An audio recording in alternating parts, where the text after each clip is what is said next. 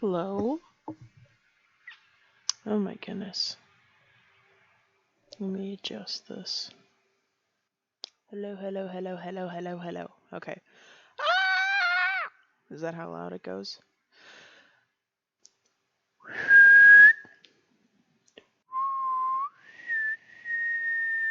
Okay. Don't want it too loud. That's good. We like that. Alright. I got a steak and shake. A shake from Steak and Shake. It's not steak, but it's a shake. It's pumpkin, in case any of you were interested.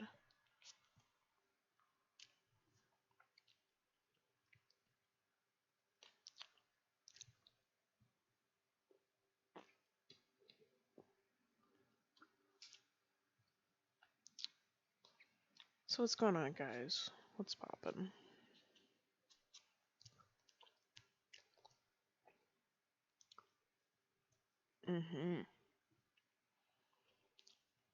I'm gonna wait until 6 to start, but I mean, we can chat.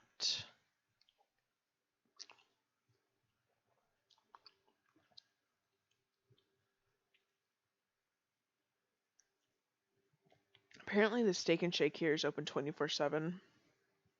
They don't have a lot of 24/7 places in where I live.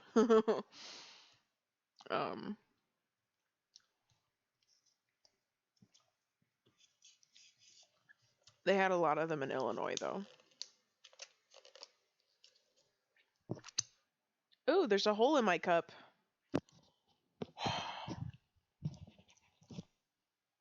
I'm excited too. Hold on. I have pumpkin all over me. Oh my god.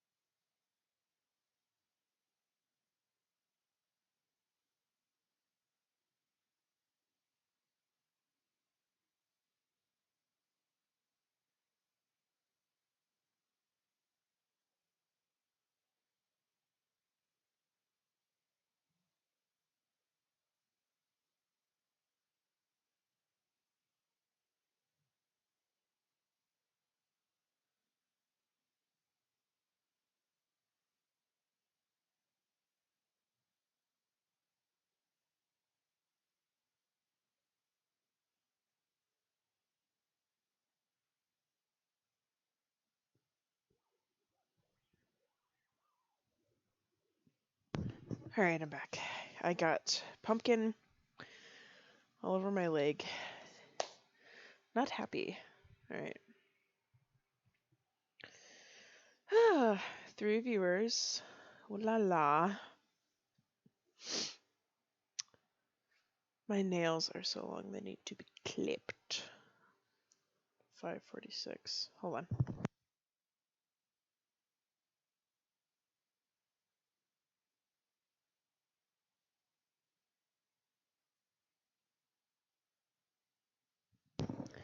I am actively trying not to belch on stream. Trying to keep my manners. Cute walls. Oh.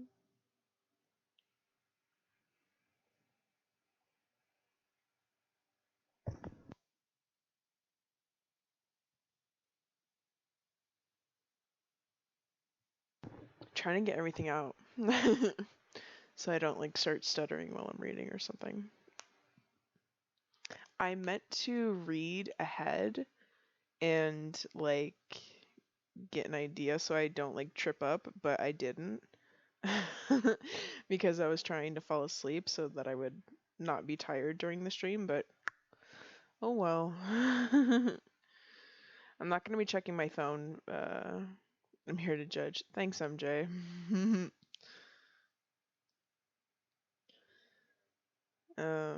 I'm not going to be like checking my phone very much. I'm going to be looking at my computer because I'm reading off of my phone. So yeah. MJ, you make me nervous. Leave. I'm kidding. Get off of my stream. Oh man. I'm kidding.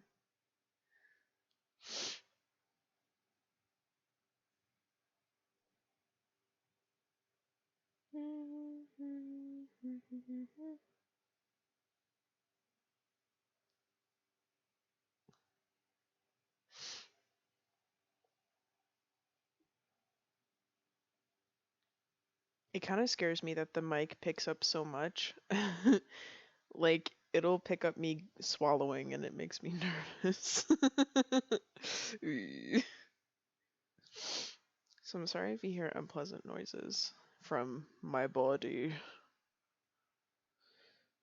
548.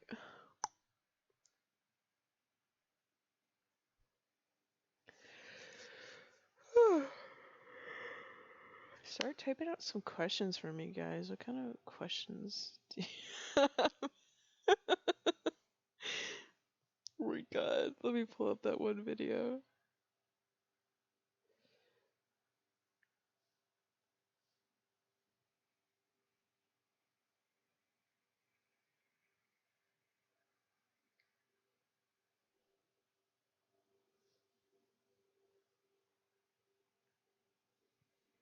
My, like, favorite video.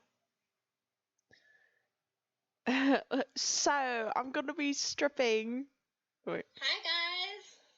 This is like my first live stream. I'm so nervous. I'm so nervous. Yes, it's gonna be stripping. So, tell me, guys, what do you want me to do? Tell me. You guys want me to take my pants off? Okay. Okay.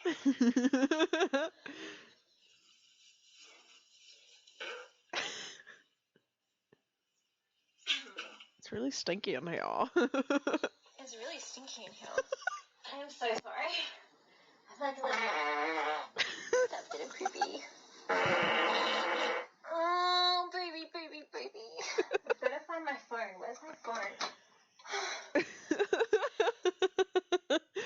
It's funnier if you see the video, but it's on a private account. It's like the whole point is that she's like farting and stuff, and then she turns around. There's like a giant like shit stain on her underwear. Oh.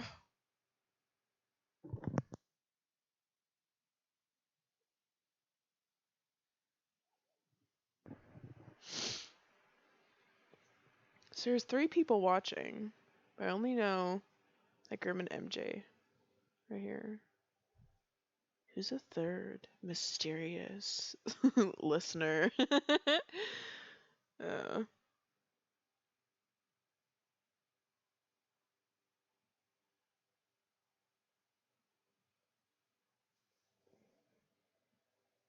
Dr. Pepper and water. Ew. What?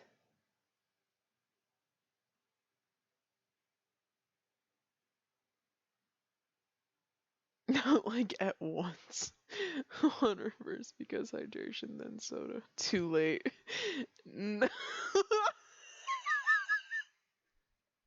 Did regret just make a nasty cocktail?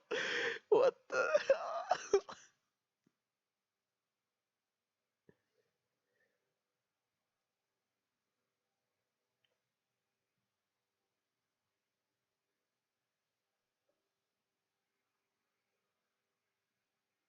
Thinking of questions. 551. My friend used to make me do that gnome thing. You've been gnomed. Yes, I see what you're dealing with, girl.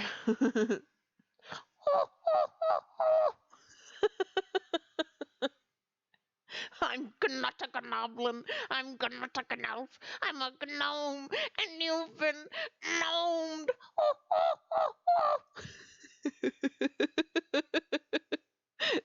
Oh my god.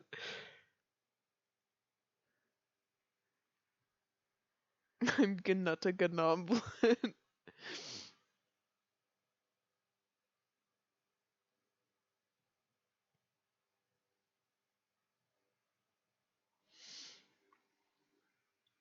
Something smells like it's burning. What? Do you not know that meme? It's from like last year, I think. Is like this like really stupid commercial and it's a gnome and he's like, I'm not a gnoblin and he does like this laugh and so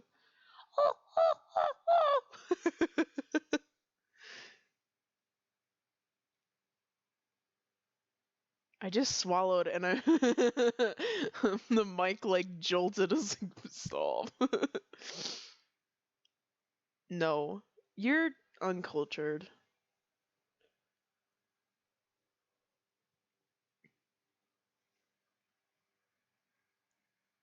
Is regret here? Wegwet? Ooh whoa.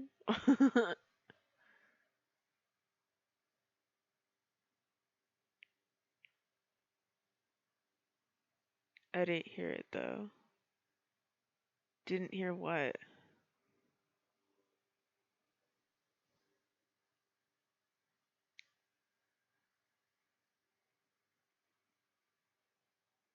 What?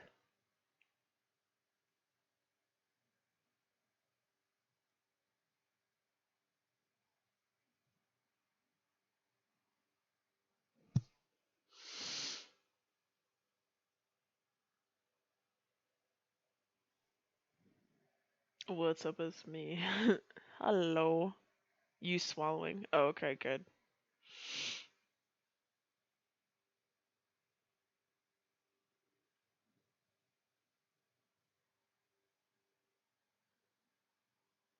Loud burp.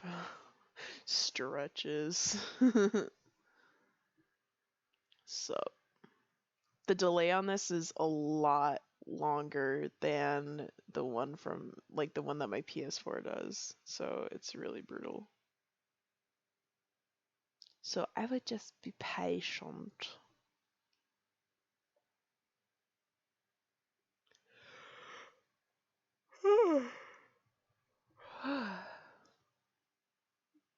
Oh my god. Me trying to do Elliot's accent while I'm reading. Oh no. How would I even do that? Don't make fun of me. My god, the delay is so bad. It's gonna be rough.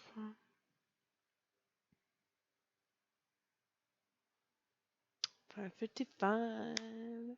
Guys, I'm so nervous. Ew. Dr. Pepper with water. Oh. Bee's gone insane.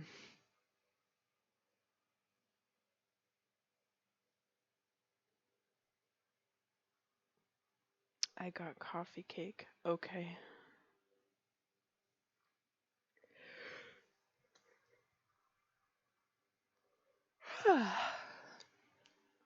Get some questions for me, guys. Get your questions ready.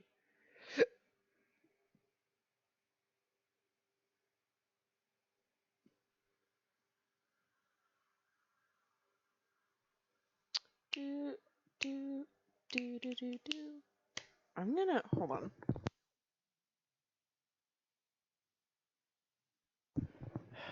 I'm not gonna do an accent for Elliot. I turned off my mic and like tried and I was like, no, thank you. Elliot's gonna sound like normal white guy, but like it's me. Christ. And God bless my poor heart, I'm going to do Mutt's accent. Why does conventional physics predict a concept that is vastly too large?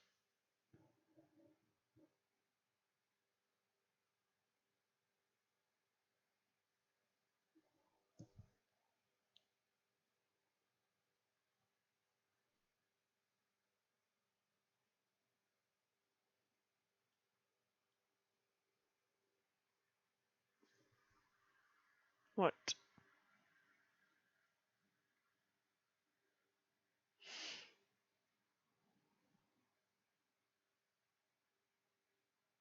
At least Mutt doesn't talk too much. Christ, B, answer me. What? What did you say?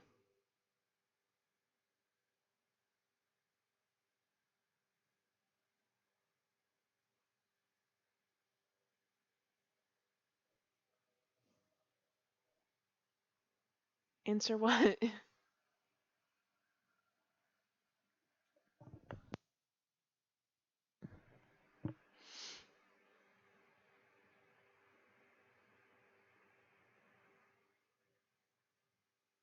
Do I? What?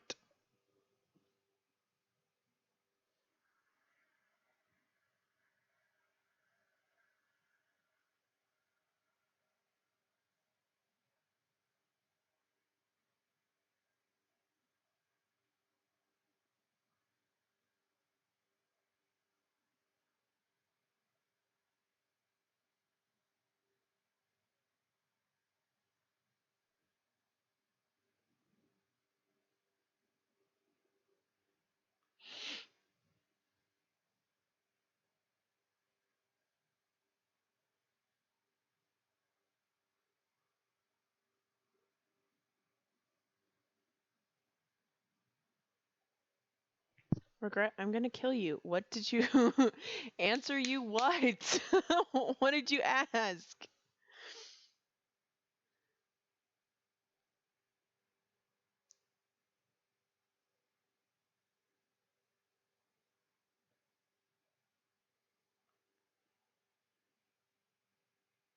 The suspense is killing me, Regret. It's really killing me.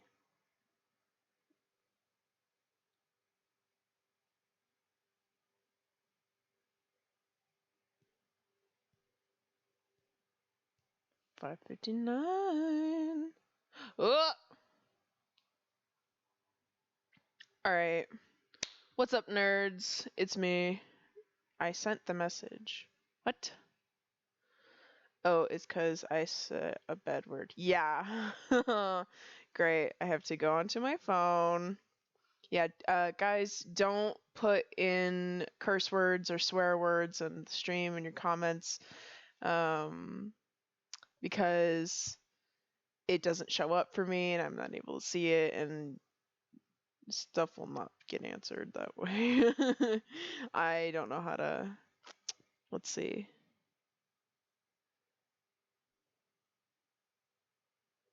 I don't see your question at all, and it should come up on my phone. Interesting. Sure, I will see the little wolf that you drew today, Regret. Okay, so we are gonna start this reading. I know I said it was gonna be whoops. Oh, I'm rereading shit. I know I said it was gonna be a dramatic reading, but let's be honest. I don't think I'm gonna be able to be dramatic. I don't think I'm gonna be able to do stuttering already. I don't think I'm going to be able to be too dramatic right now because I'm running low on fumes. I've been up for, let's see, 6, 8, 9, 10, 11, 12, like 16 hours right now. So, yesterday I think it was like 20. That's how we roll. Everything you do is dramatic. Shut the fuck up. Anyways. Alright. So, ask me questions. What I'm gonna do is I'm gonna read each post, blah blah blah blah blah, and then I'm going to before I read the next post, there's going to be a minute where I'm just going to read over it really quick so I know like what I'm reading beforehand. And that's when you guys can ask me questions and I'll check on them and like I can answer some of them and stuff like that. So yeah. I'm going to read this first post. It's mine. I'm going to read it first, ask me some questions, do whatever, and I'm going to mute myself really quick. Okay? Okay.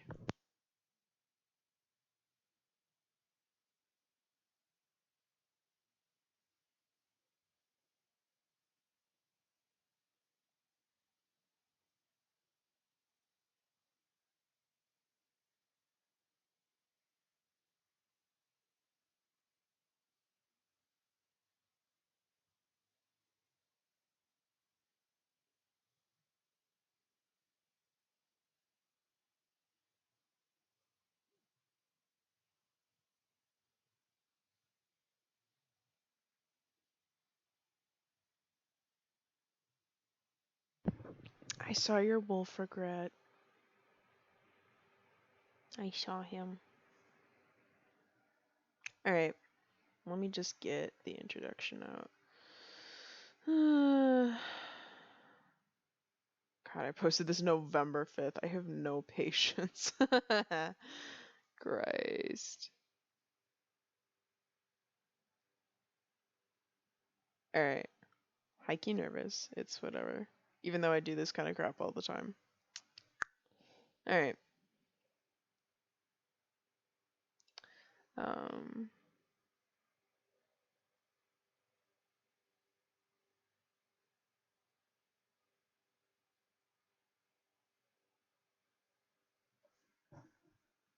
One sec.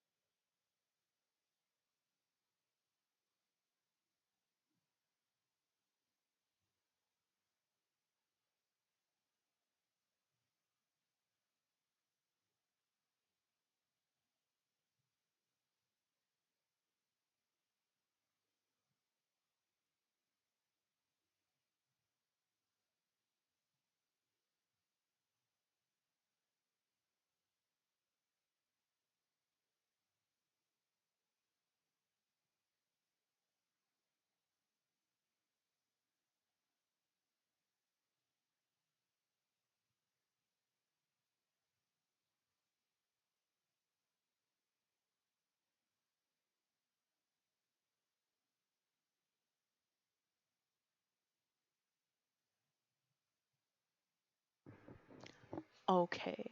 Alrighty, Aphrodite. That's my favorite phrase. Alright. So here's the introduction, and then I'm gonna read my posts.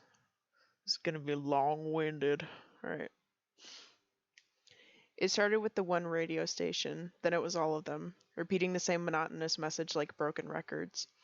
Pittiff's Elementary School, Two Creek Hospital, and the Midnight Spider. One of these three locations is hiding a bomb that will detonate in 7 hours. As the radio host had detailed, there were 3 areas in which potential bombs had been set up. One was around the Midnight Spider, the other within Pittiff's Elementary School, and the last was within the hospital.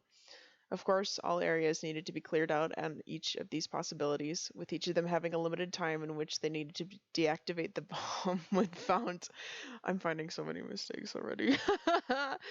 The hospital, school, and spider needed to be cleared out, swept with bomb dogs, with every nook and cranny checked until the threat was neutralized. What the citizens of Pittiff were unaware of, oh my god, was that each place had a bomb.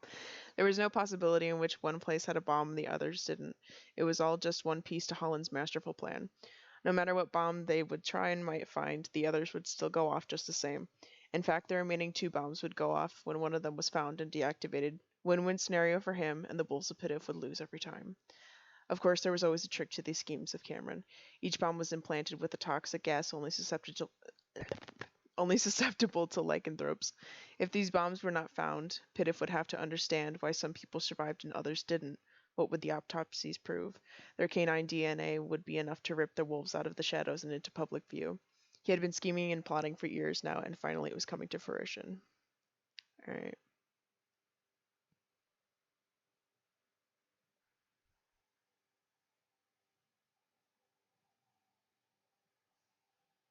Aw, Graham, you're such a sweetie. Oh, let me answer that one question that Regret asked me earlier. Um, so Tara did not maul Topaz. Um, it was supposed to be Topaz. She went missing at the end of the cold event, and there was like, oh, her pink hair was all over the forest floor and crap like that. And it's supposed to be that Cameron, got in maybe a fight with her, abducted her, whatever, and he was keeping her in his bunker for like a couple months. And so the whole thing is that like she was like his hostage of some sorts, and like he was doing stuff with her, running experiments, whatever, freaky shit. So she died like um a month from now in the role play, so like in December in the role play time, because it's January right now. And I said at the end of the event that there was like a struggle and shit like that. So I mean, it's supposed to be like she starved to death or something like that. But so basically Cameron just had her corpse laying around and it was just the freshest thing for Tara to have. And Cameron's goal was to get her to get back into the swing of her vampiric side. That's what I've been mentioning, like the whole hybrid thing. I still haven't talked about it a lot, but hybrids are vampire werewolf mixes, and the reason that there aren't vampires in this universe is because there's a cure for vampirism but not for werewolfism. So Tara is currently like going through the process of curing her vampirism, but she's still, half werewolf and stuff like that. And yeah. So Cameron was trying to like undo that like treatment that she's going through, and like had her like kind of eat Topaz. So yeah, and the reason that she went along with that, like it was meant to be like he didn't force her or anything, like she just went for it. Like he just kind of talked her into it, because Cameron doesn't usually use force. He prefers talking people into things. So, wow. All right. Let me continue. Tara's disappearance was abrupt. One minute she was going to school, the next her teacher was calling to see if she was sick. Fox had called Lena up only to find out that she had not that she had no contact with their daughter that day. It wasn't even half an hour later that the radio stations had started droning that message to everyone. Neither Fox or Lena could really give much of a shit as to what happened with the bombs, but if their shared hypothesis was correct, the man who had set up the bombs was the same one to have taken their daughter. Fox took care of contacting. Oh my god! Fox took care of contacting Nathan and Elliot, instructing the both of them to meet up at Cantus Cliff, where they would be making a game plan. When all were there on the cliff, Lena retrieved from her pocket a velvety box. Velvety box. She opened it up to show off a syringe and a bottle of black liquid. She explained to everyone that in that bottle was an antidote of sorts, something that they would need in case things went awry and someone was hurt. Lena closed the box and handed it over to Nathan. I need you to keep this safe. I want you and Elliot to get as far away as you can. Hide out in the woods, somewhere no one will find you. Do you know anywhere like that? While she was detailing Nathan, Fox had pulled Elliot to the side. He took a firm hold of his hand, biting his lip before explaining some more to the other man. I'm going with Lena to get Tara. I need you to stay with Nathan and keep him out of trouble. Fox studied the curls of Eli's hair, his eyes wavering with anxiety. I can't let anything happen to you. The man paused, running his thumbs over Eli's knuckles. Don't worry about me or anything. I have Lady Satan with me. He snickered, flashing a smile that dissolved pretty quickly into his nerves. Fox closed the distance between them so he could put his forehead against Elliot's. Their time was limited, and fuck if they had any time for for Elliot to argue about the plan they'd made. He wanted to assure that everything would be fine and that they would come home to each other, but he couldn't without lying to Elliot. He closed his eyes, tuning everything out so he could just focus on being there with Eli. He wanted him fresh in his mind. Fox remained silent, all of his quiet prayers to come back to Elliot safe and sound rushing out of him like a river. They would be back home in no time, with all of the threats swept under a rug to talk about some other day. Mutt's apartment was absent of Cameron, only a note and a pile of chains sitting on the counter. It was the man's dog tags, the one he had swiped the night they first met. The note was some sort of apology to the other, something he would have to read when he was awake, as Cameron had disappeared early in the morning. I've come to care for you a little more than I hoped to. In fact, I might have fallen a little too easily. This is my problem to deal with, not yours. Your passport is on the table. Make sure they find no reason to connect us, Cameron. Hold on.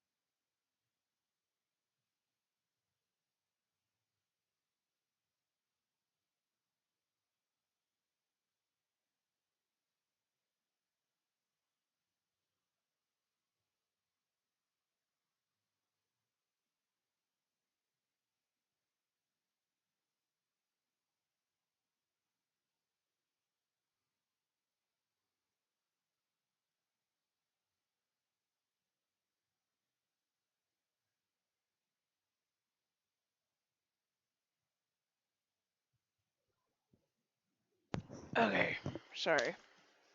I had to take a pill. Alright. Where did you get the inspo / idea for this event?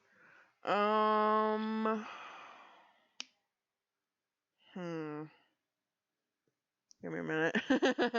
Because I came up with this like back in 2016. Hold on. Ah.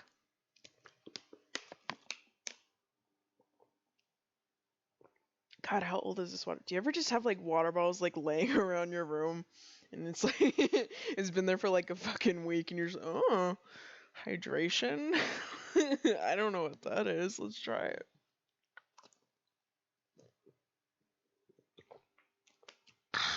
I keep my room cold though, so my little refrigerator. All right. um. Shit. I get inspiration from things like from a lot of different sources and just thread them together.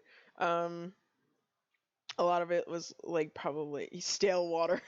Yes. Ugh, I have the taste of my pill. Anyways, um, a lot of what I take from things will be like little like sentences. Like I remember I wrote a whole story based on the sentence. My math teacher was saying like, where did the denominators go? On the bottom. And I was like, whoa, imagine a society where like, I like got like this whole stupid thing. But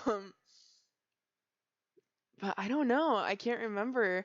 I remember thinking of Cameron and I was like, wow, because I was really into writing psychos and I was like, fuck. Like, let's do like this whole thing. Um, I actually had a character named Woodrow Benson Eastoff. And he was like really like puny and stuff, kind of like Fox, but excuse me, like not as outgoing. I don't know. I like started I started like writing like, oh, Woodrow getting kidnapped by Cameron and all this stuff, and like I was like, what if Cameron's like doing experiments on these like werewolf bear things? Like the werewolves from Skyrim. and and I was like thinking of like this whole monologue and stuff like that, and I don't know. Normal person math. But yeah. I also like the intellectual society. No, I was like thinking of like what if there was like like a society where it was like determined by alphas and omegas, kind of like a Brave New World, but it's like omegas aren't separated by, you know, like, oh, what their skin color is or what. It's like something like really stupid, and like and then like it's just alphas are treated higher than omegas. It's like, where do omegas belong? Below children. And I was like picturing like this like class of kids like talking about like high key like racist stuff, but like just wanting to like please the teacher and like not understanding like the like morality behind it. And I don't know, I like wrote like this whole scene. But anyways, um I also have always been like very interested in um like disasters and stuff like that. I don't know why, but that's like just like a topic that I like spend a lot of time researching and stuff like that. Like if it's like school shootings or you know, terrorist attacks like 9/11. Those have just always been topics that interest me. Or like stuff like with wars and stuff. I don't know. So I guess like I just kind of went into that with Cameron, and I was like, whoa, what if, you know, he wasn't just a psycho? What if he was like a terrorist? I don't know. I've always been a little ambitious, a little too ambitious with my ideas and shit. So I don't know. That's a loaded question. All right. Uh, Grimm's next. Yeah, I skipped like 4 people that said that they would be roleplay. Jesus. Thanks, guys.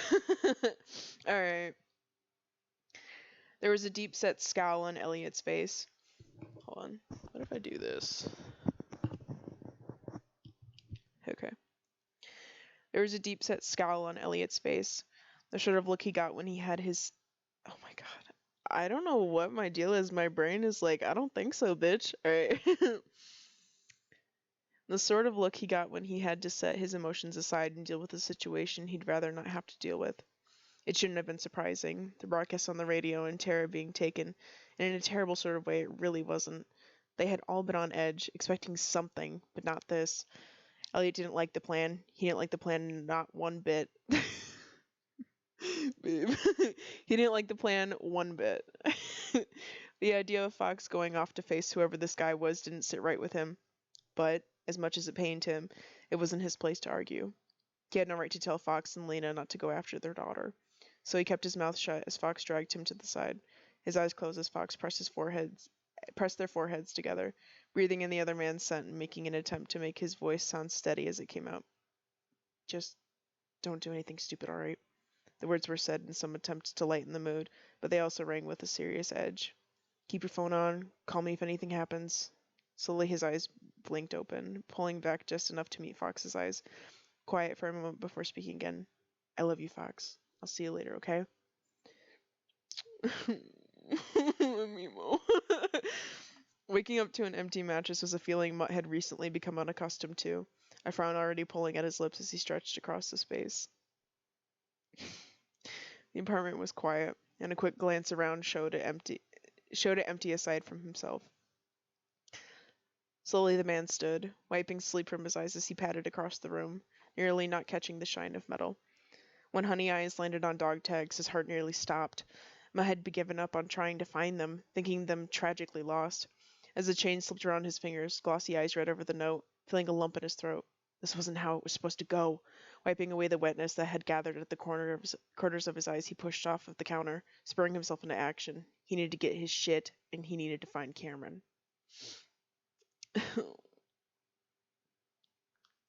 I'm emo about these couples. These fictional characters. Alright. I'm gonna go into this next post. No stopping me. I'm so sorry if I just belch. Like, I'm trying to restrain myself. Alright. I'm just so used to being a disgusting slob on my streams. Alright. Excuse me. Fox slid his hands into Elliot's hair, sighing deeply and placing a soft kiss on his lips, a wordless promise to Eli. I love you too, he murmured, before gradually retracting himself. Lena had repeated herself in the situation a couple times over to Nathan, neither she or Fox seeming very eager to leave the pair. They gave them both an exchanged look before returning to the truck and revving up the engine. The clock was ticking, and it was ticking fast. Everett was nearing the midnight spider when the police came in with their dogs. Something about a bomb threat had been broadcast all over the radio stations. He didn't listen to the radio much, so he had no clue what they were I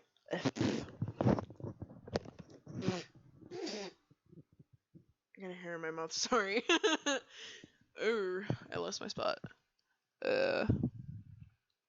He didn't listen to the radio much, so he had no clue when they started filing lichen mains out of the building with their hands above their heads. Some sick amusement befell him as he watched the smug bastards that ran the place being forced onto the streets to be questioned by police.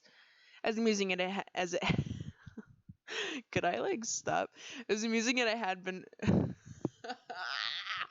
as amusing as it had been for those few seconds, a crowd had begun to gather behind the police tape, drawing in onlookers in the heavy stench of Wolf. Perhaps this was more serious than he had thought. Nathan clutched the box in his hands like it was a newborn, basically cradling the thing while Lena repeated herself, a knot of anxiety twisting in his guts at the events playing out around him. The fact that Tara was missing already had him freaking out, and now coupled with the threat of bombs and the way Fox and Lena were acting was not helping.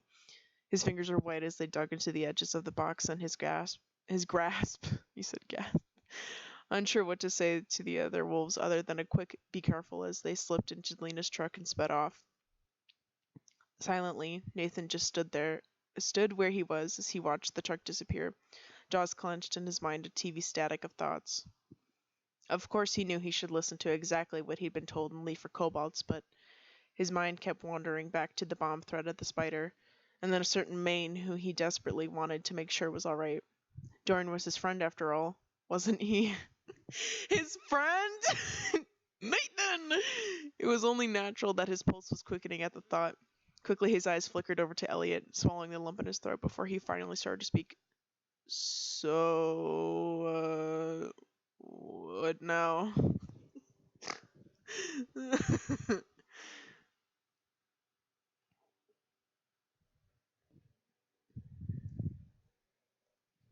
Alright. They're too sweet. Yes, they are. They are too sweet. I'm trying not to burp. Alright. Elliot watched the truck peel away, something cold settling in his gut as they went. This didn't feel right. But he had Nathan to think of, and he couldn't let his anxieties get in the way of that. The younger man spoke up seemingly as soon as he'd had the thought, Elliot's jaw clenching a bit before he spoke. You heard them. We need to get out of here. Tone stony and cold. The man knew he needed to keep his head, and the only way he could ensure that was to detach himself some. The further away from everything we are, the better. It was easy to put up a calm front with as much practice as he had with that sort of thing, letting out a sigh and turning toward where the car was parked. Do you have a place in mind? He asked, noting that Lena had made it seem so. Elliot didn't really care where they went, so long as it would put Nathan out of harm's way. Matt was only a little frantic. The dog tags were back in their rightful place, tucked securely under his shirt, the familiar clink of metal almost comforting. He had a backpack secured over his shoulder, basically his whole life in a bag, a heavy presence keeping him grounded. Cameron's note sat tucked in his front pocket. He needed to find the other man fast, but of course it couldn't be easy. Why would it be? That resulted in him walking through the square, doing his best not to appear suspicious as he watched police cars pass. At first Dorian hadn't heard the radio broadcast, busy with some matter or another in the spider, wholly unaware that anything was going on until he was being accosted out into the street by a police officer. I like that. The lichen man cursed, looking for all the world like a pissed-off cat as he held his hands above his head. The annoyance subsided when he heard just why they were being forced out. A bomb? Something like fear ran down his spine, able to pull away from the officer after answering a few questions. The young lichen shuffled himself away from the crowd, looking a little panicked. His mind wandering almost instantly to a certain blue dog. Was he safe? Obviously the man wasn't in the spider, but he'd heard something about other locations. His eyes scanned the crowd, eyes landing on a man off to the side. Oh.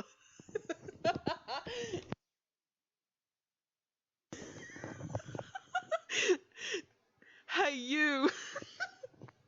Do you have any idea what's going on?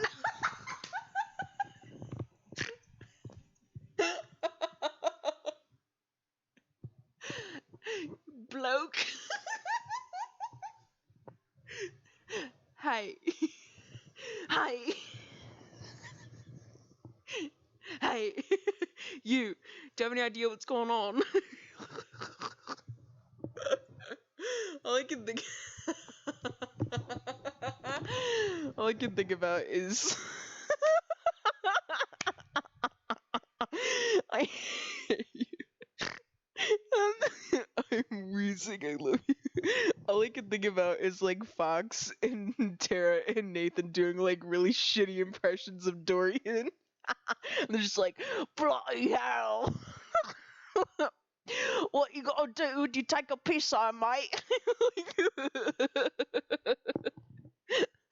Oh, you. Do you have any idea what's going on?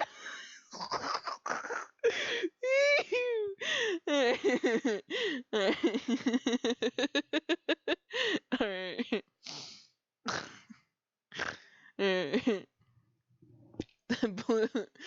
Jesus Christ. The blue dog was shifting his weight from one. It's so stupid, it's not even that funny. The blue dog was shifting his weight from one foot to the other where he said, Dorian, I don't sound like that. Yes, you do. The bulldog was shifting his weight from one foot to the other where he stood, letting out a sigh in an attempt to keep himself calm. Things were fine. Everything was going to be okay. They knew where the bombs were, right? So it's not like they just let people be in those places. No way. It was only logical. But Nathan still found himself nervously chewing at his own lip. When Elliot mentioned leaving, Nathan cast his eyes sideways, nails picking at the box in his hands as he stared at the cold ground. Fuck. I mean, yeah, I have a place in mind, but I need to do something first, Elliot. I need to make sure someone's okay, and I know Lena said we need to leave now, but it will only take a bit. I just need to check up on him. That's it. Make sure he's safe and away from all of this. Nathan's hand pulled away from the box and wildly gestured about, his eyes sliding back up to look at the man in front of him. God damn it, it didn't sound good in his head, and it sounded even worse being said out loud. It'll only take a bit. Poppy was walking through the square, her coat only half thrown on this time around. She had gotten dressed in such a rush upon hearing the news of the bombs. There had to be something more going on, something wolf related. She whipped her phone out, dialing Nathan. Where the fuck was he? Was he safe? She whipped her head around the place, her tangled black hair flying. Cops were everywhere, people were clustered, but in the crowd she spotted him, Mutt, that is. Weaving her way through all of the people, she made her way to him, grabbing his sleeve urgently. Mutt! Thank God, Mutt, what the fuck is going on? Sorry, I didn't mean to laugh. Mutt, thank God, Mutt, what the fuck is going on? I can't say Mutt's name seriously, I'm sorry. Mutt. Mutt. Mutt, what the fuck is going on? Nathan. Elliot started as soon as the "but" came out of Nathan's mouth, already shaking his head. It felt like they had already been here too long. There was no time for the younger man to argue. We don't have a bit, kid. We need to go. Of course, the man felt a little bad saying it, especially because Nathan was so visibly worried about his friend. Your friend is going to be fine. I'm sure town is crawling with police and they're getting places evacuated. With that, he was headed toward the car, listening for the sound of Nathan falling. You can check up on him after all this is said and done. The scarred man's eyes were constantly moving, some part of him feeling like he needed to be looking over his shoulder. Sliding into the car, his hands gripped tight around the steering wheel, knuckles turning white before relaxing again. So, where's this place? Mutt was startled to hear someone call his name. Here we go. A mix of emotions hitting him as he saw Poppy approach. Hold on. Oh, Poppy. Well... Fuck. Top of the morning. Oh, Poppy. Well, I'm not sure, the man stuttered out, doing his best not to sound as full of nerves as he was. Each passing cop car had him feeling more jittery, knowing that each one had the potential to mean something awful. He knew of the broadcast, of course, but he couldn't let out that he might have known more. I heard the radio and I thought it might be a good idea to get out of town while I had the chance. I don't have the mind to deal with this sort of thing, you know? Everett perked up when he was addressed, moving up to the stranger and shaking his head. Some guy hijacked the radio stations and made some kind of bomb threat on the Spider. People are talking about the school too, but I don't know, he said with an unsure tone in his voice. You're liking, right? See bombs in there or some shit? Everett asked, obviously not understanding just how serious the situation was. It was always a threat, never a real problem, so he treated it as such. Fox and Lena were driving through the square when caught up in a crowd. They needed to leave the truck, actively diving into the chaos with loaded guns in their back pockets. The pair were speaking in actions, expressions and movements they'd learned to understand when running a pack together. It was almost sad. What a great team they made as they worked their way in and out of the people huddled about the square. Then something ripped in their nostrils. Both of them turned in unison to face a red-haired man, reeking of Cameron Holland's stench. They shared a look before slipping out of the crowd and making fast work to flank Mutt. He was with Poppy, and Lena took to her while Fox snatched up the man's arm, separating them as he pulled the man into an alley and Lena spun Poppy around. Poppy, what did he say to you? In the alley, Fox tore his gun out of his pocket and stuck it into Muck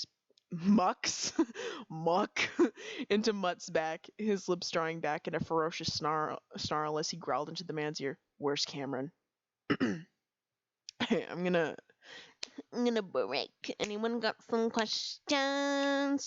Give me some questions. Give me some motherfucking questions. Give me some questions. Give me some questions. What's going on? Questions, questions, questions. Anything on your mind, guys?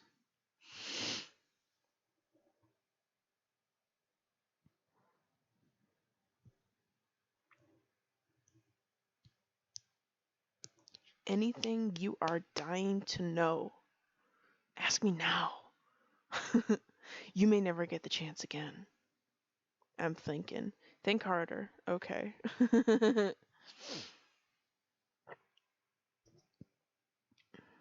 Ooh, woo, I lost a viewer. Fools. I'm kidding.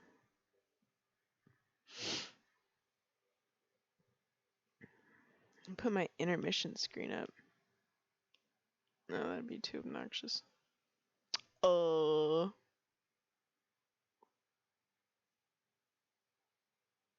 What's your fave color? Shut up. About the event. Y'all don't have any questions. So, like, is that gas that touched Everett, Dorian, and Nathan gonna have long-lasting permanent effects? Ooh. I didn't know anyone was gonna ask about that. Uh-oh. Yes. It is.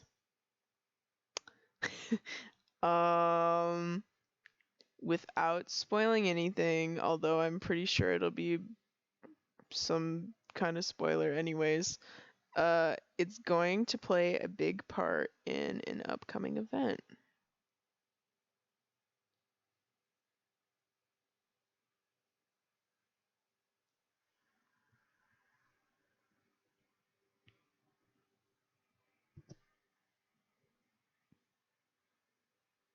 Wait, what? Eyes.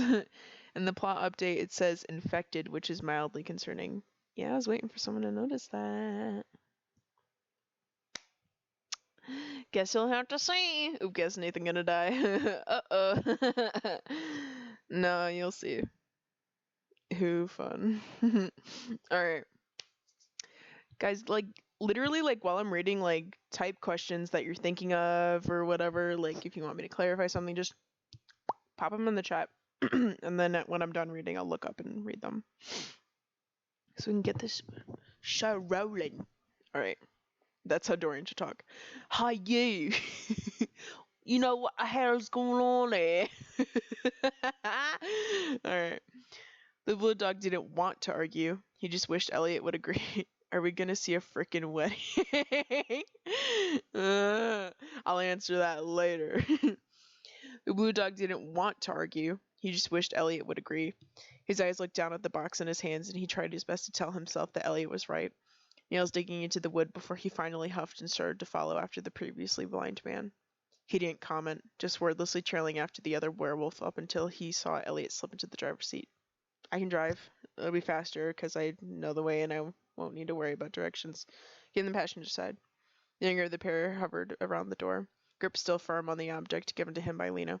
Fuck, that was such a mistake. His hands were already sweating just from the weight of the responsibility on his hands. A part of him just wanted to set it down, somewhere and not touch it again. But it was too important and he worried about the possibility of it getting lost or broken. Fuck, why the hell did Lena give it to him of all people?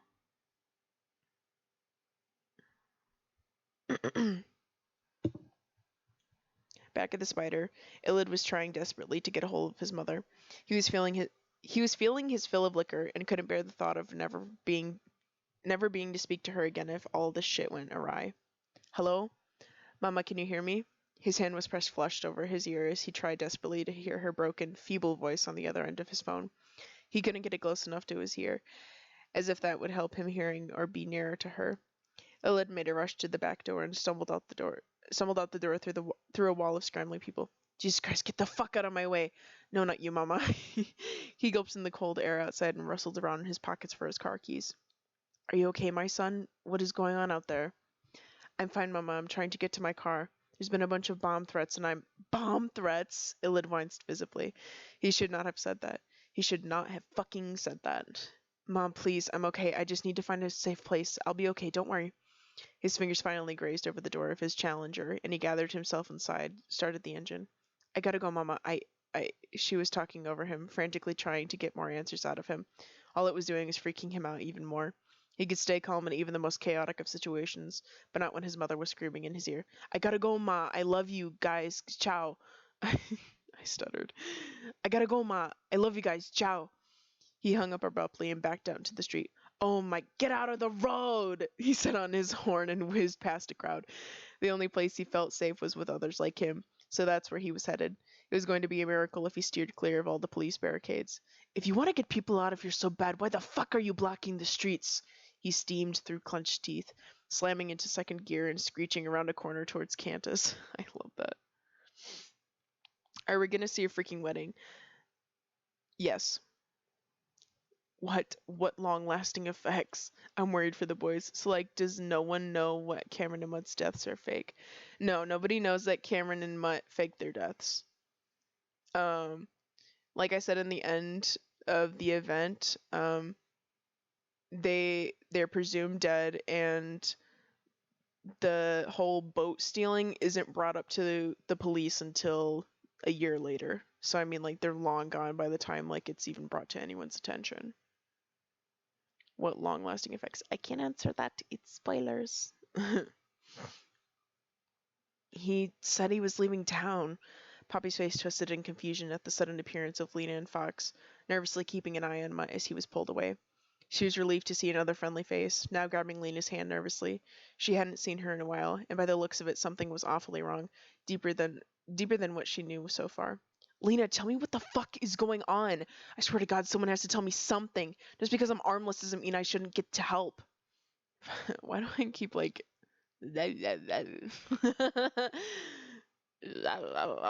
like, sounds like I'm biting whenever I talk. Red leather, yellow leather, red leather, yellow leather. He thrusts his fist against the post and still insists he sees the ghosts. You're right, Grim. Elliot hesitated for a moment, looking up at Nathan from his seat before letting out a sigh and getting up. Carefully, he closed a hand over Nathan's shoulder, meeting his eyes for a moment. It's going to be okay. He felt the need to reassure, knowing that Nathan wasn't happy with any of this. Elliot wasn't thrilled about Nathan being involved at all, but at this point it was a little too late. Before long, Elliot was buckled into the passenger seat, eyes scanning out the windshield. The sooner they got somewhere safe, the better, and the less anxious he would feel. Hopefully. Though until Fox and Tara were back and safe, he didn't see the anxiety going away. For now, he could suck it up and hide it from the younger man. Dorian looked surprised at the man's words, eyes flicking back to the bar for a long moment. That's terrible, he said uneasily, shifting in place. There was a scoff from him at the question. I think I would have noticed a bomb in our bar. That's Irish, that's not... I think I would have noticed a bomb in our bar. Wouldn't he? Wouldn't someone have noticed? It seemed like something someone would have noticed. There was a lot of commotion around them, and it was making him even more anxious. His thoughts went back to Nathan, itching to pull out his phone to call the man. Poppy had distracted him. This was what he'd blame for letting the man get a jump on him, feeling the barrel of the gun pressed firmly against his back. Great. Is that a gun in your hand, or are you just happy to see me? A grin stretched over Mutt's face, clearly unfazed. Normally I'd ask you to buy me a drink first. His fingers twitched, the urge to reach for his own gun strong, covered by his shirt where it was tucked in the front of his pants. But he'd already really rather not pull it out in front of his friend. Poppy didn't need to see that, so for now he stayed in the man's grip, letting out a huff. I don't know any Camerons, Mutt lied easily, giving a little shrug as much as he could with his arm in the man's hold. I'm afraid you have the wrong guy. Everett shrugged with a shake of his head. I mean, it seems like you guys know everything that goes in and out of that club. Don't even let a lot of wolves in. He glanced about, folding his arms across his chest and watching as the bomb squad arrived. Holy shit, this is real, huh? Everett turned around, glancing at the crowd and then back to the other man he was speaking to. Hey, maybe we should, get the fuck out of here before some real shit goes down, he suggested, looking flighty as he itched at the back of his neck. Fox clicked the safety off, letting it ring loud and clear so that the man knew he didn't think he was cute. He jabbed it closer into Mutt's back with another growling tone escaping him. You know he killed someone, right? He asked, his voice stern as he kicked at the back of Mutt's knees to knock him down. If you think I'm some fucking idiot, then you're real whipped. I can smell him all over you. Tell me where the fuck he is before you get a bullet in the back of your skull. Lena was holding onto Poppy's hand just as firmly, her eyes glossy as she read her expression as best she could. Honey, there's a lot. The guy making these bomb threats took my baby. Did this guy tell you anything about a man named Cameron? Her voice was firm but drenched in emotion as she tried to keep Poppy's attention on her words by giving her hand a squeeze. I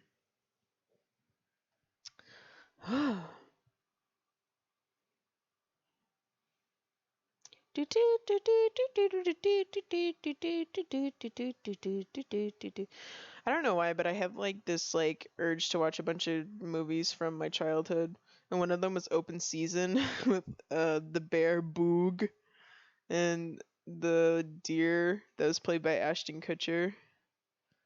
I watched that the other day. It took me 3 days to finish the goddamn movie because I have the attention span of like an acorn. So, I remember in the 8th grade somebody said, "You have the attention span of a bookmark." I was like, what? Bitch is getting sleepy. Alright. Nathan slipped into the driver's seat as soon as Elliot got out, setting the box in his lap as he buckled up and taking the time to pause and stare at it. It made him nervous just to look at it, tongue darting out of his mouth to wet his lips while he waited for Elliot to get in the passenger side. Leaning forward, he turned the keys in the ignition and sighed as the engine groaned to life. For a moment his fingers just grasped the wheel, eyes staring straight ahead at the scene in front of them. His mind was buzzing with various thoughts, and Nathan hated it. It was like he was thinking too much and couldn't focus. So, in an attempt to draw his attention away from the situation, he reached out to switch on the radio. Pale fingers grasped the volume knob, twisting it to a low murmur of cheerful music that seemed out of place in the tension-filled situation. But it helped to calm his nerves, eyes then turning to glance at Elliot before he offered the box to the older wolf. "Hold this. I don't want to drop it while I'm driving." Without asking for an answer, Nathan set the box in Elliot's lap, making sure he was holding on to it before he was taking off the parking brake and peeling out towards the road. It might take a bit to get out there. It's pretty far in the woods. It's Cobalt's house. I don't know if you ever met him, though. I used to watch Open Season a lot. It's a funny movie.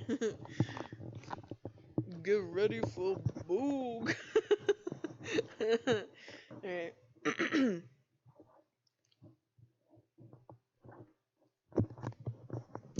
Illid was switching gears like his life depended on it. When he pulled to a red light, he pulled a cigarette carton from his glove box and fished one out with his mouth. The light turned green when he lit the end with a match and took a generous inhale. Fucking hell. The roads were surprisingly empty the farther out he drove. Despite the fact that he didn't want to hear even his own breath, he decided to turn on the radio. It was best if he got more information on what the hell was going on in Pitif. As the voice on the radio droned on about suspected bomb plantings in various locations, Illid couldn't help but think the culprit was that Holland cocksucker he had heard about. I love that. It wasn't much of a surprise for him if that was the case. His car slowly began to fill with smoke and he cracked the window. The vice was beginning to lull him back into a calmer state, and he decided to just focus on getting as far away as possible from all the pandemonium.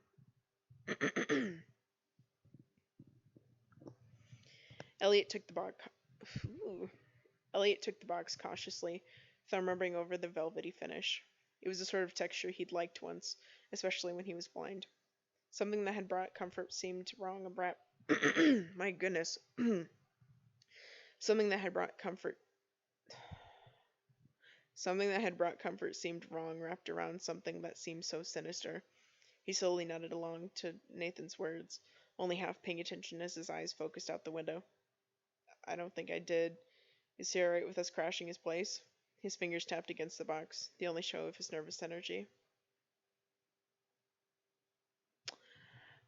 Bye, Daisy.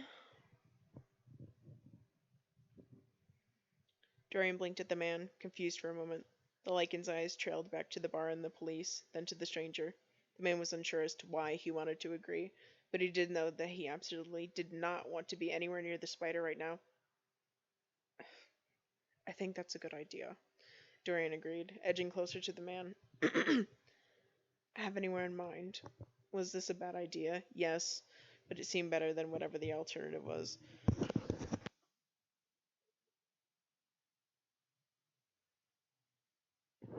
Ooh, sorry. Congested. Alright.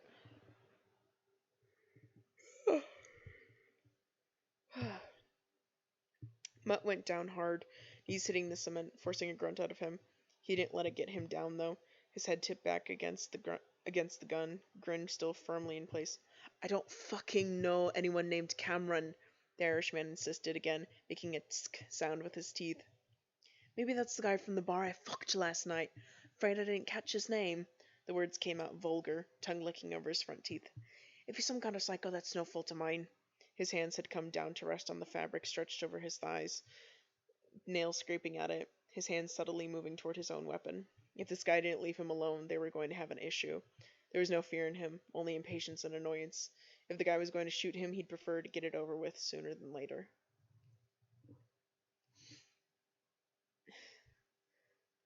Everett bobbed his head. Yeah, far fucking away from here, I'm sure the hospital will be safest, he suggested, nodding his head towards the thinnest part of the crowd. Let's bounce here. Take my hand so we can... No, wait, I said that wrong. Let's bounce. Here, take my hand so we can get out quick. Everett insisted, outstretching his hand to Dorian and then dragging the stranger quickly through the sea of people so that they could make their way towards the hospital. Fox scowled, catching the movement of Mutt's hand on his pants. There was no hesitation as he shot the concrete, just missing Mutt's nose. He'd planned on doing it to intimidate him, but at that point he was just giving him some good ear ringing. You must be very proud of yourself, he spat before slipping out of the alley, hiding his gun back in his pocket. Lena and Poppy's conversation was cut short at the sound of Fox's gun firing off, the crowd on the streets beginning to shriek and scramble around. The she-wolf released Poppy and poked her head into the alley just for Fox to catch her by the arm.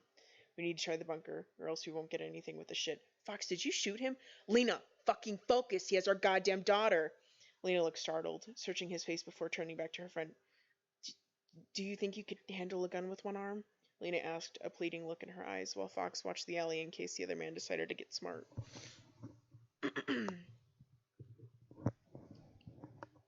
It's okay, Grant. Well, he's not really there. He's a friend of mine, but I haven't seen him in a long while. Oh my god. Well, he's not really there. He's a friend of mine, but I haven't seen him in a long time. Nathan awkwardly shrugged his shoulders as he drove along the pavement, chewing awkwardly on his lip as his brows turned upward in a slightly sad expression. He kind of disappeared around the time when the Seattle Wolves came around and attacked the gangs. I was supposed to meet up with him in the spider, and that's when I got jumped by Isaac.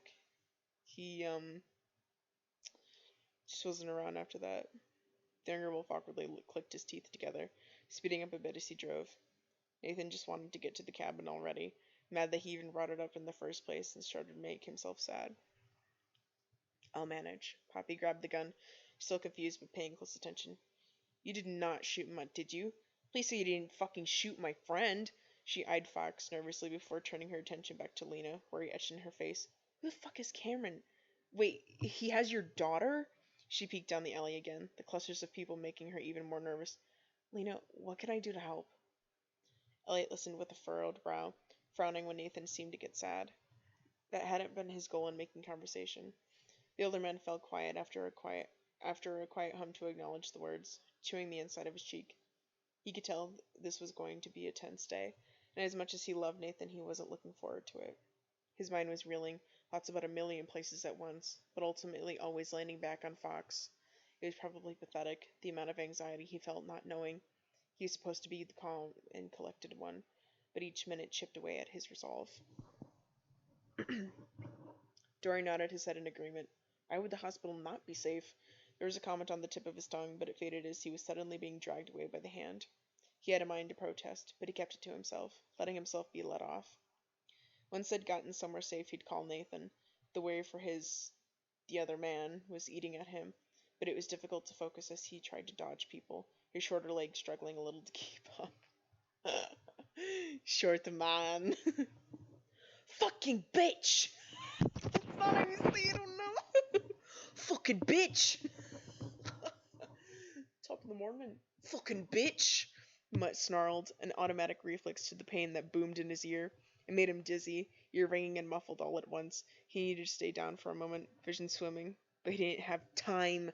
Slowly he staggered to his feet, fingers closing around the hilt of his gun, but didn't pull it out. With a breath, he moved out of the mouth of the alley, eyes focused on Poppy. Get somewhere safe. Far the fuck away. Don't let them drag you into this. There was something sad in the words. That now I gotta reread it. Get somewhere safe. Far the fuck away. Don't let them drag you into this. There was something sad in the words, the knowledge that they would likely be the last he said to his friend. He nodded toward her and the other woman, taking his hand off the gun and holding both out in front of him as he edged out of the alley and toward the mass of people in the square. With a middle finger toward the other man and a quick motion, he'd stepped into the crowd, moving within, providing himself with cover as he tried to think about the think. Ooh, as he tried to think through the ringing in his ear. Alright. Jumping ahead a little, is the vial intact? It seemed like it maybe might not be. So I asked Regret to make sure that Nathan broke the vial. So, I mean, it is broken. I told her, I was like, make sure that Nathan breaks the vial before the end of the event. So, it's meant to be broken. I just let her hint at it however she wanted. And we actually planned with him getting trampled. I was like, a good way that he could break it is if he gets in a stampede of people. So, she did that. Fun. Yep. Fox shot Poppy a look, recognizing her from the night he'd hit Nathan with his car. He's fine, he answered in an uncharacteristically stern voice. Lena gave Poppy one quick do-over with her eyes before nodding. Alright, we're going to find him and get our daughter back. We just need backup. If you can do that for us, that's all that we need. Lena paused when Mutt stepped out to declare his warning to Poppy, a pair of narrowed eyes following him just as he flipped Fox off. Fox took a threatening step towards Mutt, dragged back by Lena, whose hand was quickly shrugged off of his shoulder. The woman turned back to Poppy and met her eyes. Can you do this?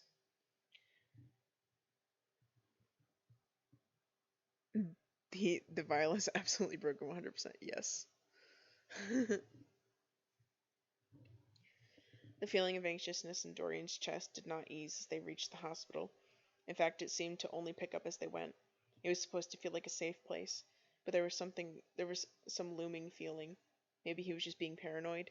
That's probably what it was. He was just on edge and worrying for no reason.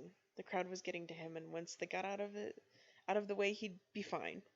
He'd call Nathan and text his friends, and everything would be all right. It was comforting to have someone there with him, even if it was a total stranger, the grip on his hand doing something to anchor him in the moment. There was a surreal quality to everything, like something out of a movie. Mutt had gotten away, using the crowd to his advantage even if it made his skin crawl. His ear was still ringing and he couldn't fucking focus, eventually stumbling away from the mass to lean against an alley wall. He knew he needed a plan, but he felt the familiar sense of panic clawing at him at his insides. Fuck. If he didn't calm himself down, he wouldn't be getting anywhere. The man pressed the heels of his hands over his eyes, making an attempt to steady his breathing and just think.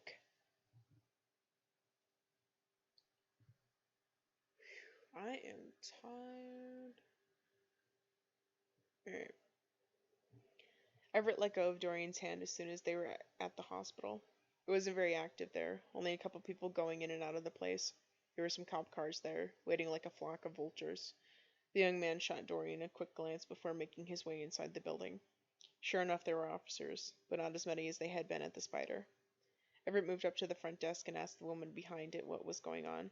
According to her, 3 places had been threatened: the Spider, the hospital, and the elementary school. There was no way anyone would have the nerve to hit the hospital, so they weren't doing much to evacuate people. It was being treated more or less like a drill, but at least had gotten some bomb dogs on the scene just in case. Everett and Dorian didn't seem to be the only ones in there looking for sanctuary. The wolf took to taking a seat, glancing around and then back to the man he was accompanied with. Hey, by the way, I'm Everett, he said, exhaling a short laugh. Dorian felt like every time he entered the hospital it was for a terrible reason. The man listened intently as the woman at the front desk spoke. His fear only quelled a little. If the hospital had been threatened, should they even be there? But if the police weren't concerned enough to evacuate, maybe he was just overreacting. Plus, his companion didn't seem too concerned. Shoving down his worry, he followed behind the man, sprawling himself into the seat next to him. While he looked relaxed, his attention was on the room at large, eyes moving from person to person. Dorian, it's a pleasure, Everett. He meant it.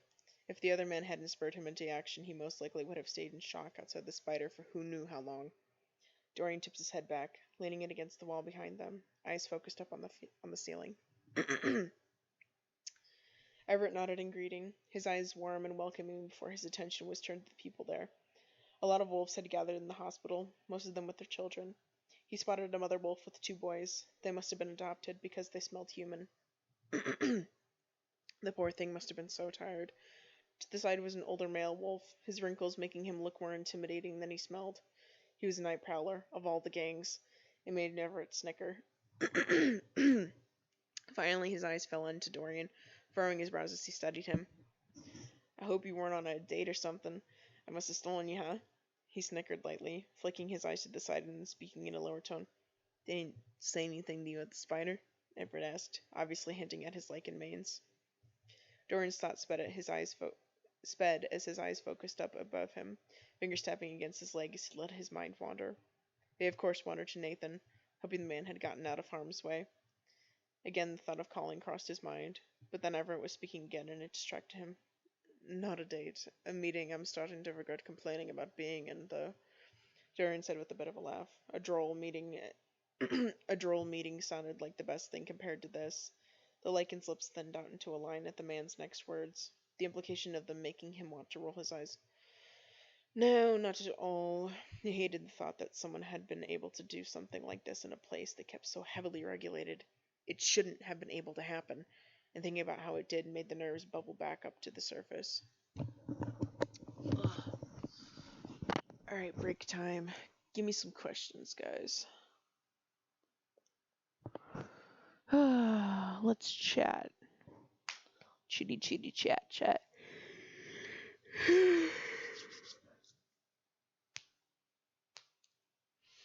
If there's anything you want me to clarify.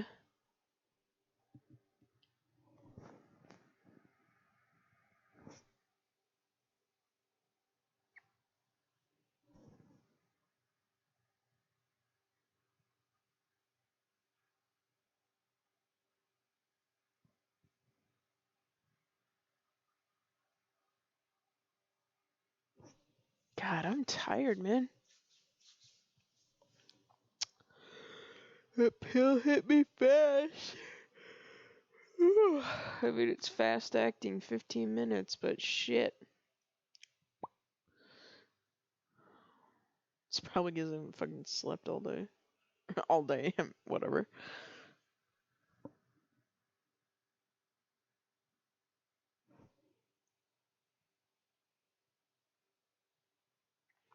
I have to go get dinner. I'm still listening, but I won't be able to type for a few minutes. Okay. Oh, I'm just chilling for a sec.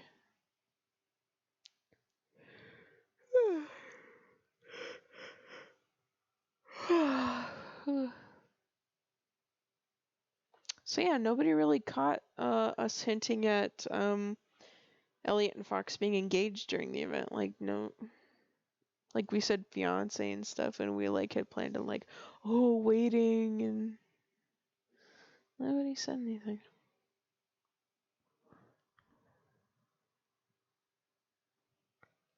Fuck, I'm passing out, dude.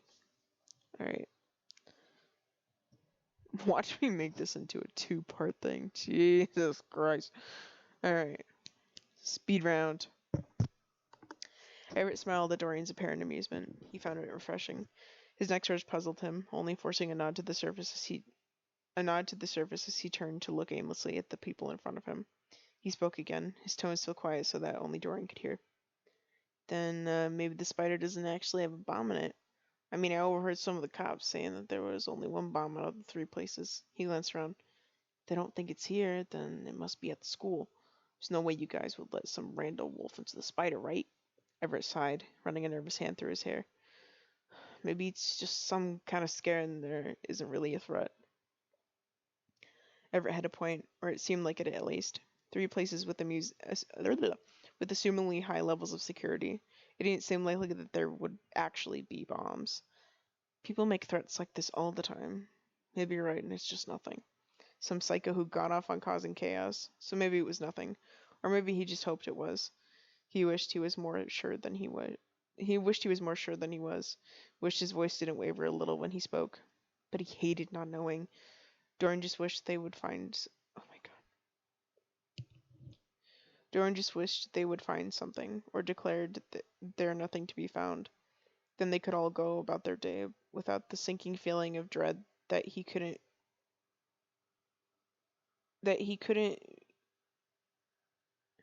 feeling of dread that he couldn't be the only one feeling. Oh.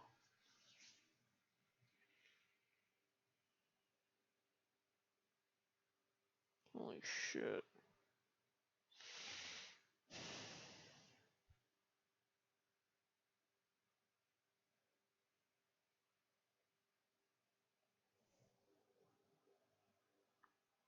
Everett perked up, feeling solemn at the uneasiness in Dorian's voice. He frowned, tapping his foot in thought before speaking. Hey, if you want, you and I could hang out until these things blow over. How does that sound? He smiled warmly, something genuinely uncharacteristic of his usually standoffish nature. It made him a little anxious to say, because in all seriousness he wanted to run home and hide, but maybe offering some time and comfort for this guy would make him feel better about the situation as well. Dorian looked surprised at Everett's offer, unsure for a moment. He was not one normally to seek out the comfort of strangers in this kind of way, but he didn't want to be alone, and the other man seemed perfectly nice so far. What was the harm? That sounds nice, the wolf said finally, shifting in his seat a little. If you don't mind it, I'd like that. It felt odd to say, but just the thought of not having to deal with this alone was already making him relax in the slightest.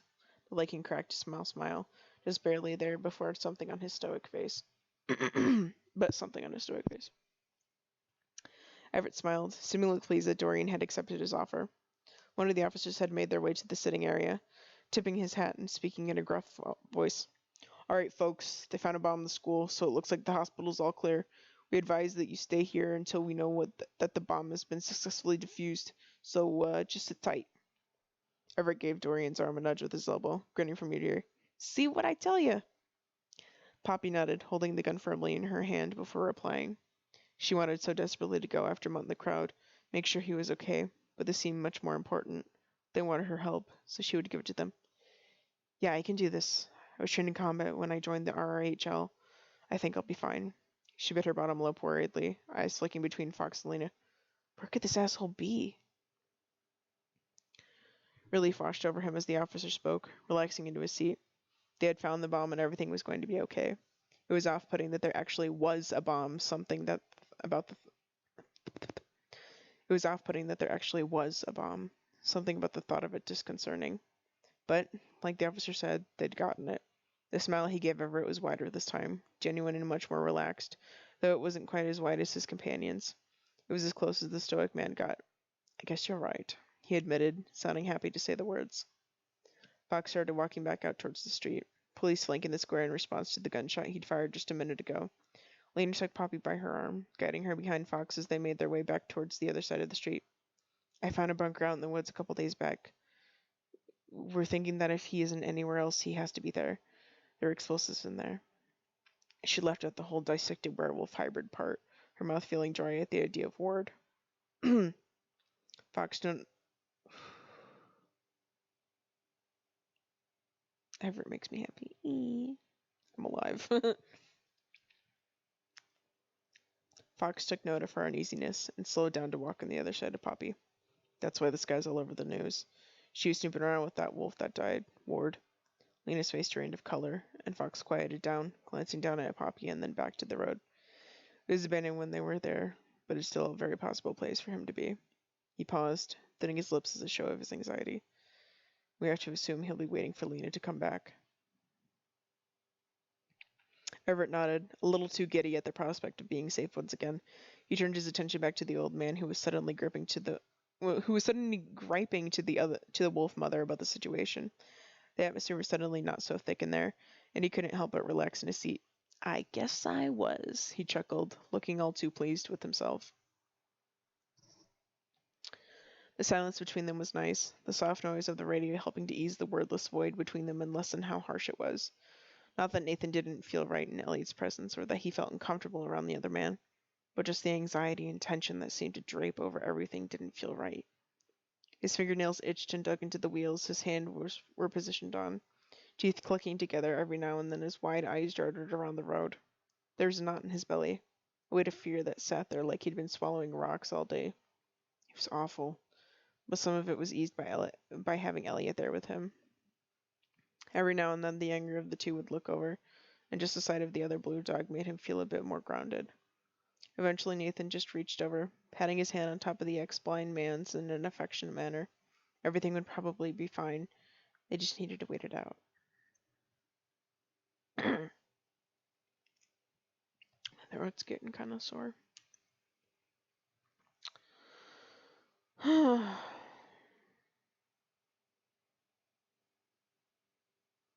Okay. Elliot was tense, fingers near white-knuckled where they curled around the box, but he was careful not to crush it. Wouldn't that just be terrible? All this run and hide bullshit for nothing. He wasn't sure when his train of thought had turned so cynical, but Nathan's hand on his was pulling him out of it. Yeah. The man turned his head to give the other a smile, reminding himself that everything was going to be fine. And whatever this was worth it if it kept Nathan safe. His hand turned to catch Nathan's, giving it a reassuring squeeze before letting go, his gaze focusing back out the window as they drew further away from town.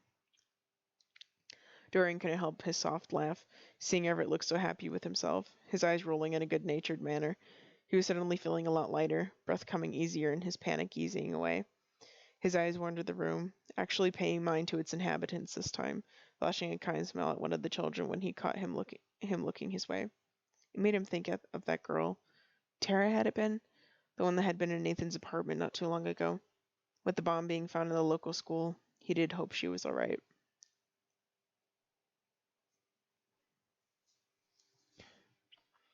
The trio would be out of the square soon enough, heading back down towards the woods on foot.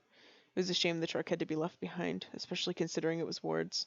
Lena had traded out the trucks because they looked the same anyways, having been unable to get his blood out of her seats after the incident in the bunker. Anxiety was high as they trekked through the woods. Poppy was sandwiched between the both of them as they made their way deeper and deeper. Then they arrived at the bunker, the doors wide open as if it had been untouched the last time it was visited. Lena froze up, holding onto Poppy's sleeve as Fox led the way. The man drew out his gun, checking that it was still loaded and glancing back at the women behind him.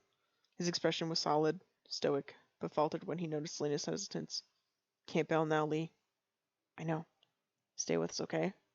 Okay, she mustered, taking out her own gun and then stepping away from Poppy so that she could lead. She was more familiar than either of them. She gave one last glance to Poppy. Are you ready? The TVs were turned on and the news was broadcasting outside of the elementary school where the bomb squad had been issued.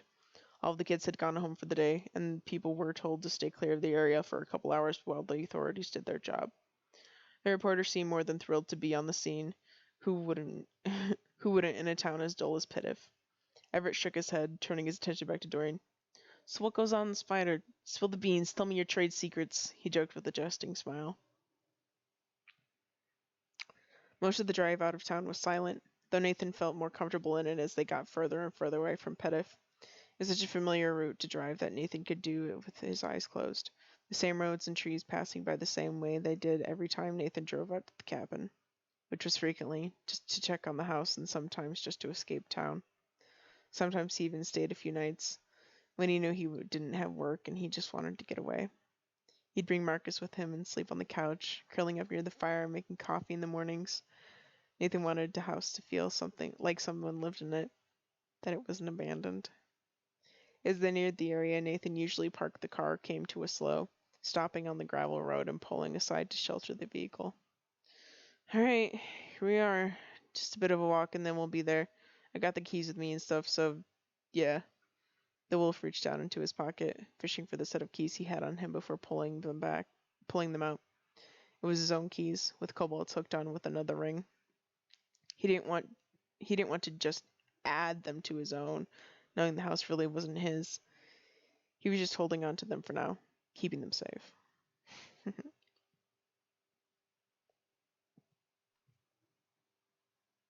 An important question, did Lena get the truck back? Yes. Of course she did. She would not leave Ward's truck behind. So right now, because she's on vacation, it's on the beach. Or like it's in the cave. Like it's not like just out on the beach. That truck is very special to her. Okay, good. Yeah. She gave Lena a nod, giving her an attempt at a comforting smile before putting on a more serious look. Really, it's gonna be fine, Lena. She made her way to the bunker, hesitant to go in first. After a deep breath, she entered, gun held firmly in her hand. I swear to God, I'm gonna fucking beat the shit out of this guy. Elliot wanted to feel relieved as they got further into the woods, but the bubble of anxiety in his gut wasn't going anywhere. The man gave a stretch as he stepped out of the car, running a hand through his graying hair and letting out a slow sigh. He made a sweeping gesture with his free hand towards the trees. Lead the way. He stuck close to Nathan, the box still held securely in one hand. A buzz from his pocket had his stomach sinking some, pulling at his phone with one hand, squinting at the message. It was Fox, telling him where they were and that he loved him. Getting word from the man was ooh. Getting word from the man was relieving, but there was still something in him telling him he should go. He couldn't yet. He needed to get Nathan in the box inside and safe. Quickly he thumbed out a response. Almost at the cabin. Stay safe. Love you too. X. Kisses. The news coverage was reassuring. Reassuring? Starting to slur. The news coverage was reassuring, having the odd fear for the girl's safety quelled. Doran wasn't sure why he cared so much, but he didn't have the energy to question it. As if, Doran scuffed through his smile was wide. Though his smile was wide, I'd be excommunicated if I let our secrets out to a blue dog. His tone was dramatic, looking mock offended that Everett, but the amused glint in his eye gave him away. There was a small shrug before he spoke again. I have no idea why everyone finds the spider so interesting. What sorts of things do you think go on in there? Lena stepped outside, her back tense as they descended the stairs. The smell that had been there the last time wasn't strong, instead replaced with that bleach-like smell. When they reached the bottom of the steps, she found a coating of Ward's blood still at the bottom of the steps. God, I'm repeating myself so much. She wolf sucked in her breath, feeling like she would be throwing up. Fox knocked his shoulder into hers, urging her to continue as he came up to her side, residing at her flank while they moved further down the corridor. The room that led into the glass room was wide open. The door that led into the glass room was wide open, revealing it to the trio in all of its gruesome glory. Fox had trouble keeping level-headed at that point, looking pale and sweaty as soon as the smell of decay hit him. Lena led them through it, going up to the door at the end of the room where she knew the cave would be. That door was closed. She and Fox both nervously checked their guns a couple times, glancing between one another and back at Poppy to assure they were all ready. This was it. Whatever they would find behind that door was completely up in the air. Lena went for the handle.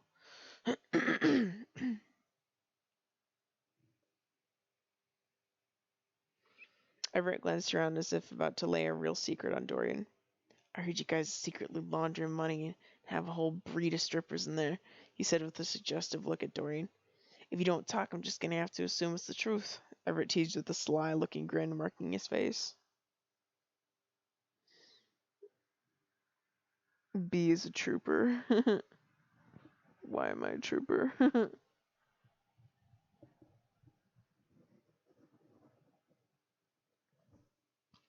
Guys, I'm so fucking tired. I might pass out. Oh. I feel so bad. Like, I wanted to do this stream so bad, man. I'm like too goddamn tired.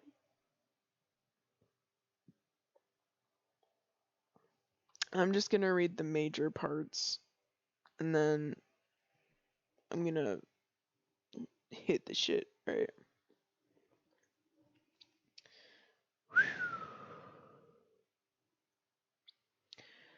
When they entered the cave, it was dimly lit, just like the last time Lena had been there. Blue light poured in a small spot of... No, I can't. I'm sorry, guys. I am so exhausted and worn out. I haven't slept. I could always stream tomorrow. Oh my god. Oh, man.